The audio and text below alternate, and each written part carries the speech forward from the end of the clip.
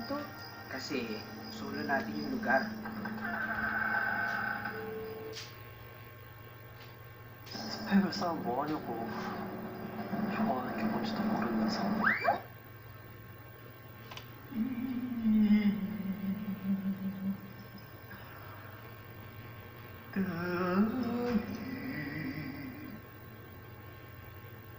Saturday, 8:15 p.m.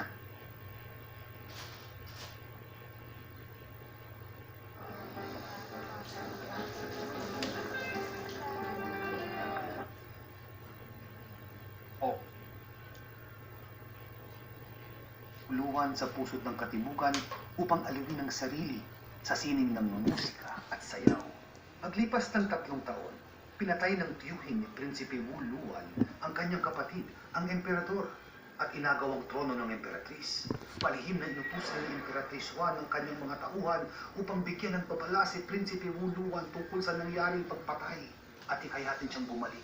Ngunit hindi niya alam na nagpadala na ang bagong emperador ng mga tauhan upang pigilan ang pagbalik ni Prinsipe Wu Luan.